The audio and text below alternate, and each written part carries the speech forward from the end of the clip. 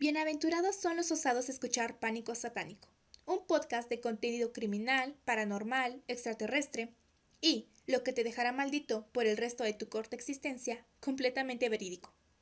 A continuación, les presentaré el primer episodio de lo que será una serie de casos de carácter inverosímil. Buen provecho.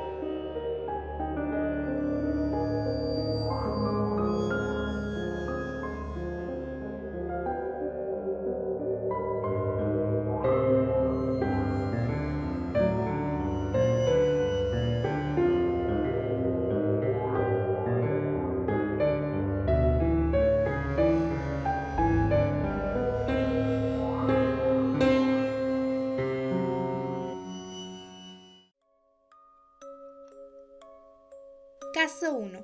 La desaparición de Jacobo Grinberg. Chamanes, curación psíquica, visión extraocular y realidades no tan reales son solo algunos de los elementos que rodearon la vida y la desaparición de Jacobo Grinberg, cuya investigación jamás llegó a haber indicios de pista o rastro que ayudasen a armar el rompecabezas de una de las desapariciones más extrañas, pero también más enterradas en el silencio de su propio país, México. Acontece de la misma forma con cualquier pensamiento novedoso. Es primero rechazado porque no calza, amenaza el orden establecido. Pero si se insiste, poco a poco se infiltra hallando la raíz de la conciencia hasta que entonces a todos nos pertenece. Nadie se da cuenta, únicamente el promotor se asombra del hechizo porque lo que antes se rechazaba ahora se abraza y se acepta como propio. Así se avanza y se procede. Así la historia es escrita. Parece azar o accidente, pero aún detrás de esto, algo le otorga y guía y atrae hacia sí el movimiento, pausado, oscilante, temeroso, pero cierto y seguro. Grinberg, 1991. ¿Quién fue Jacobo Grinberg? Jacobo Grinberg nació en un 12 de diciembre de 1946 en la Ciudad de México. Fue un neurofisiólogo y psicólogo mexicano egresado de la UNAM, apasionado por el estudio y la investigación sobre el chamanismo, la mente y la conciencia.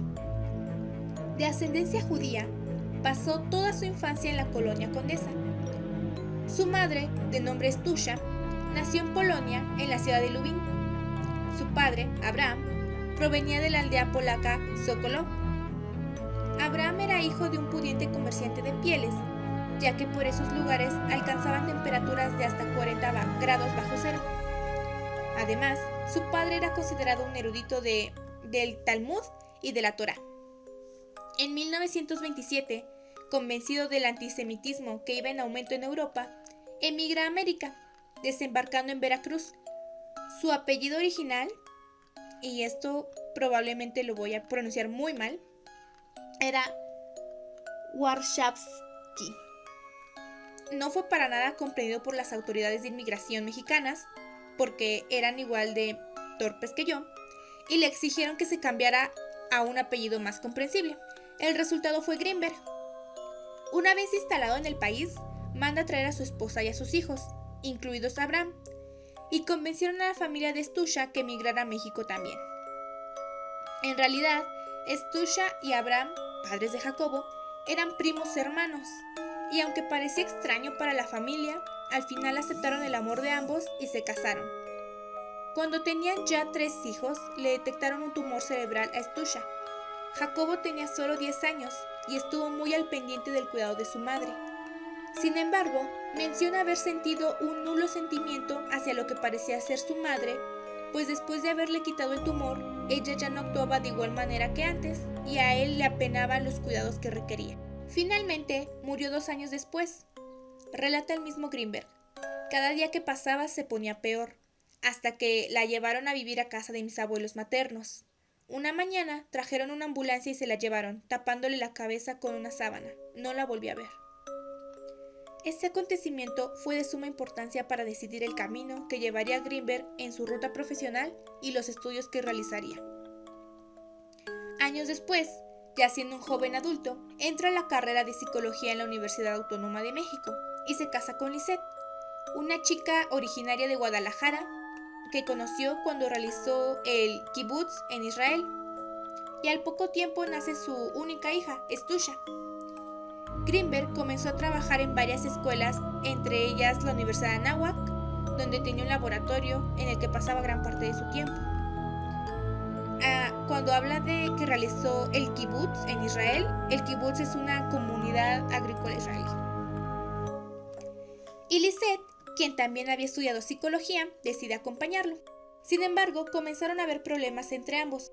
Jacobo confiesa sentirse atraído por otras mujeres y comienza un amorío con una de las mejores amigas de Lisette, la nena.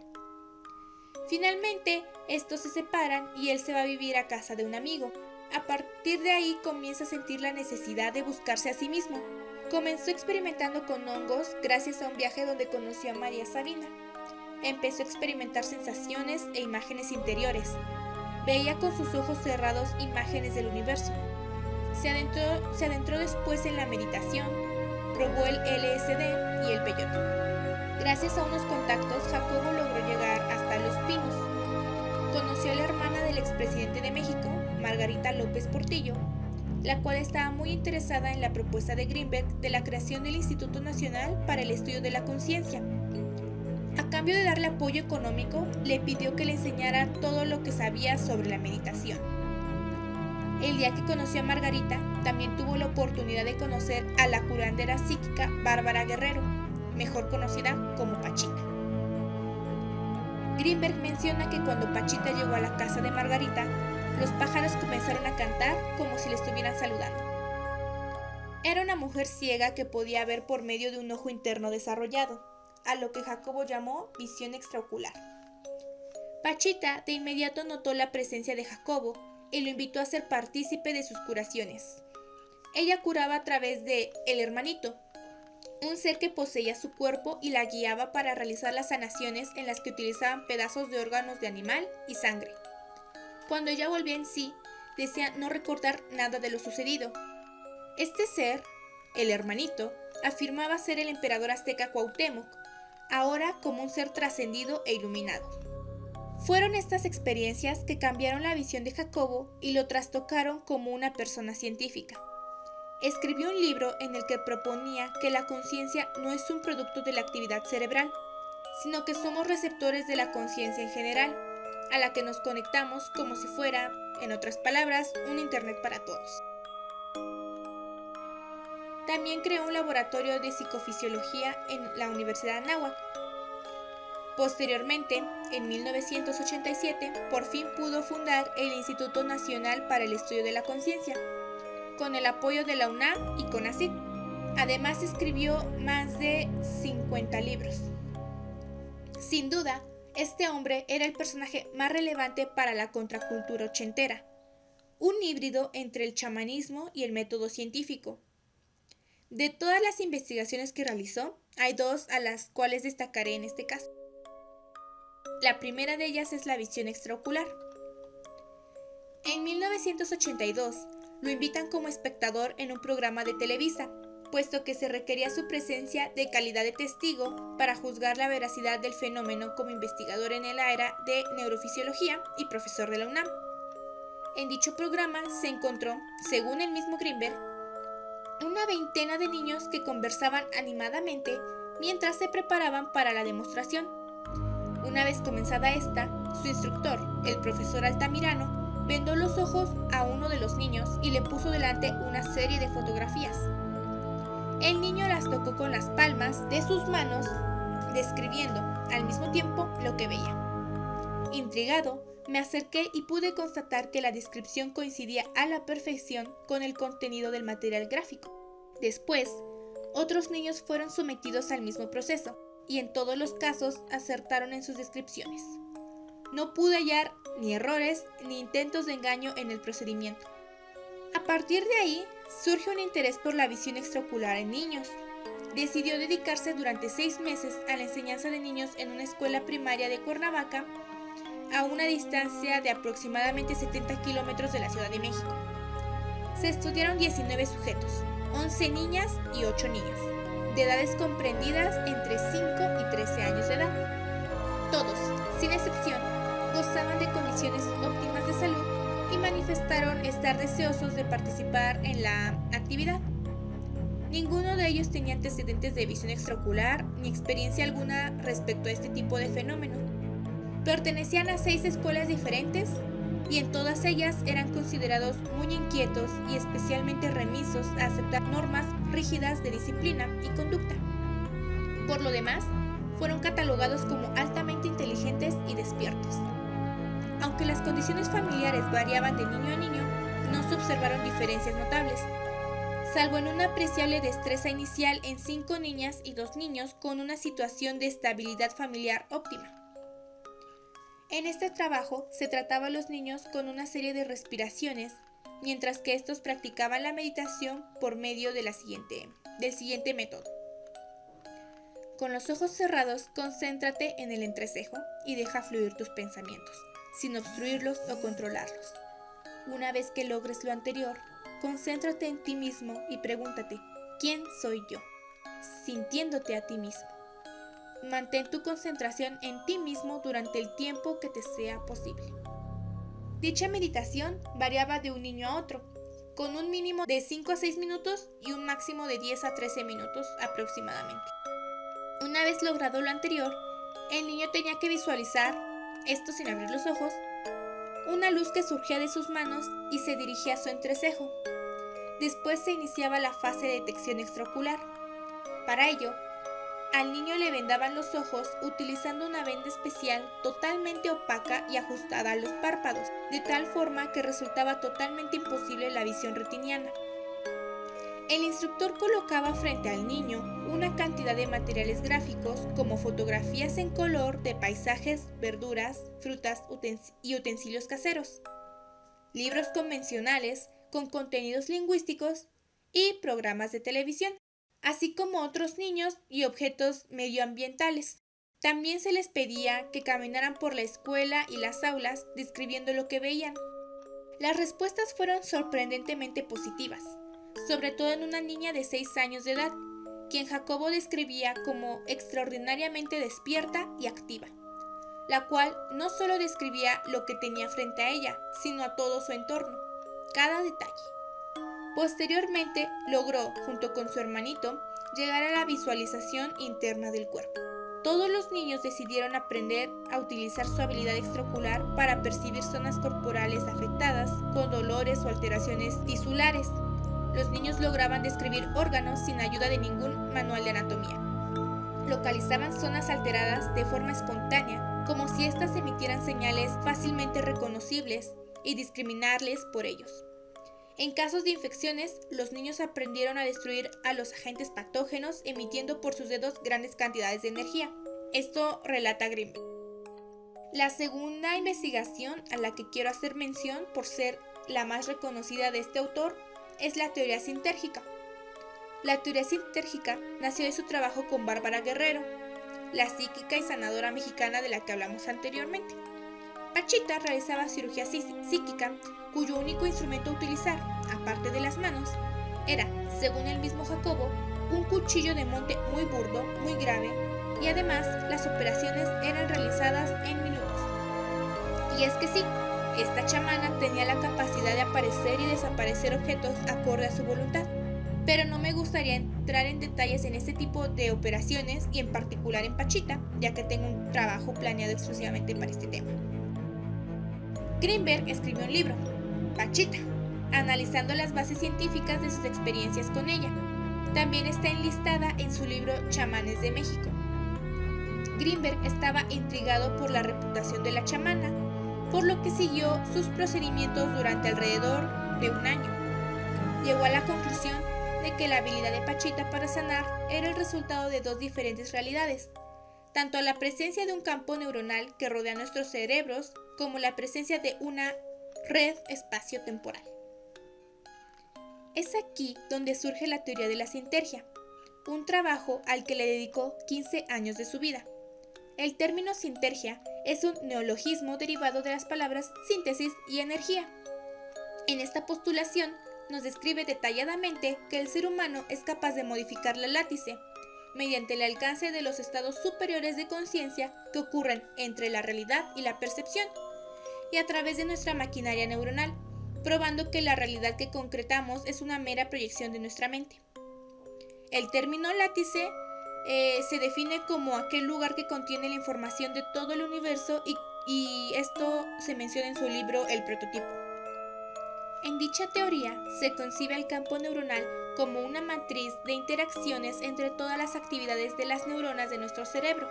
Entonces, la teoría sintérgica afirma que este campo neuronal interactúa con la matriz preespacial y a partir de esta interacción aparece la realidad perceptual. Esa es la teoría sintérgica. De hecho, Greenberg consideraba que esta teoría era el puente perfecto para entender la realidad entre el universo cuántico subatómico y el orden implicado de David Bohm. Con sus propias palabras en una entrevista confesó: "Yo pienso que es el inicio. Esta nueva idea que estoy teniendo se ha convertido para mí en una fuente inagotable de aventuras de la conciencia, en mi propia conciencia, porque esta idea no es nada más intelectual, sino que viene de una vivencia, y estoy intentando vivir en ese nivel. Estoy intentando recordar todo el tiempo esto, y ver qué es lo que sucede, y es verdaderamente precioso. Uno acepta esta realidad como un milagro, como una creación, como parte de la conciencia. Se santifica lo cotidiano. Hay una serie de efectos muy bellos. Todo se llena de amor. Hay una hermandad enorme entre todo, porque uno entiende que en ese nivel todo está unificado". Pero, en la cúspide de su carrera, justo antes de hacer un experimento en Nepal, para demostrar la base científica de la telepatía, probando así que no había un tiempo de transmisión entre la emisión y recepción del flash, aspecto el cual contradecía la teoría de la relatividad, y a 4 días de su cumpleaños, Jacobo Greenberg desapareció en el año de 1994 sin dejar rastro. Investigación del caso. Pese a haber desaparecido repentinamente, nadie lo notó, puesto que su actual esposa en esos años, Teresa Mendoza López, estuvo avisando durante todo el mes de diciembre a sus conocidos que irían a retiros espirituales en el Tíbet. No fue sino hasta que su hija Stusha Greenberg le llamó un 12 de diciembre para felicitarlo por su cumpleaños número 48. Y, al igual que con las demás personas, Teresa le avisó que ya se había adelantado al Tíbet. Puesto que esto causó sospechas tanto en Stusha como en el hermano de Greenberg, quien aseguró que Jacobo le había confesado sentir un temor hacia su esposa, sin pensarlo una vez más llamaron a la policía. Una vez alertaron a las autoridades mexicanas de la desaparición, descubrieron que Greenberg nunca había salido del país. Teresa Mendoza también desapareció poco tiempo después de esto. Debido a que Jacobo era amigo de la hermana del expresidente López Portillo, el caso le fue encomendado a uno de sus mejores policías, el comandante Clemente Padilla. A este personaje lo describían como una figura sacada del cine negro, puesto que se comprometía tanto con la investigación que llegó a leer todos los libros y trabajos relacionados con Greenberg para intentar comprender qué fue lo que le pudo llegar a suceder. El comandante indagó en la casa del científico, donde descubrió que faltaban los ordenadores, comenzando a averiguar que su esposa no era quien decía ser, provocando que la posibilidad de que fuese un crimen pasional fuese suplantándose ante una teoría conspirativa aún mayor. La policía dio a conocer la fotografía de Greenberg en televisión, llegando a recibir así cientos de llamadas. Una de ellas, y la más curiosa, cuenta el comandante, fue la del testigo Boulder, cuyo nombre verdadero era Luis Carlos Ruiz Martínez. Él me dijo que trabajaba poniendo gasolina en Boulder, Colorado, Eran entre las 8:30 y 9 de la mañana cuando aterrizó una avioneta de tipo Cessna, color blanco, y se estacionó a 15 metros de donde se encontraba esta persona. En ese mismo lugar se encontraban 2 automóviles blancos, y cuando se paró la avioneta bajaron a 2 personas, a una mujer y a un hombre. El hombre con más de 40 años y con barba, la mujer de estatura baja y morena apiñonada. Al hombre lo subieron al carro delantero y a la mujer al carro trasero. Pudo reconocer a un agente del FBI llamado Rick Howard y a su compañera Marina Velasco. Los reconoció porque estas personas cargaban gasolina donde él trabajaba y por eso sabe los nombres. Es entonces cuando Padilla comienza a indagar en Boulder. Salieron papeles del Dr. Greenberg en Boulder. Nadie sabía que él colaboraba en la universidad de esa ciudad y que daba conferencias. Él viajaba a Carolina del Sur y de ahí se desplazaba a Boulder. Nunca llegaba a la ciudad de manera directa. Tomaba aeropuertos aledaños. ¿Eso nos extrañó? Cuando solicitamos la intervención del FBI, nos regresaron la documentación, que solamente incluía la entrada de Greenberg el 1 de noviembre de 1994. Iba a Nueva York. Solicité por otro medio la información y me llegaron 3 páginas de entradas y salidas de Greenberg y Teresa Mendoza en el aeropuerto de Nueva York, en el de Los Ángeles y en el de Atlanta, de todas partes que habían visitado. Padilla se acercaba a las respuestas, cuando, repentinamente, fue relevado del caso. Después del caso de Jacobo Greenberg, decidí retirarme e irme de la Ciudad de México. Me quise apartar de todas las cosas, confesó Padilla, abatido por haber sido el único caso que dejó sin resolver y cuyas únicas posibles respuestas no rebasaban más que simples conjeturas. 20 años después, algo misterioso volvió a suceder. En el año de 2016, cuando pudo dársele por muerto a Greenberg, su hija Stusha fue a recoger la herencia, descubriendo que alguien más la había sacado meses antes, siendo que, en teoría, ella era la única persona que podía sacar dicho dinero, a excepción del mismo Jacobo.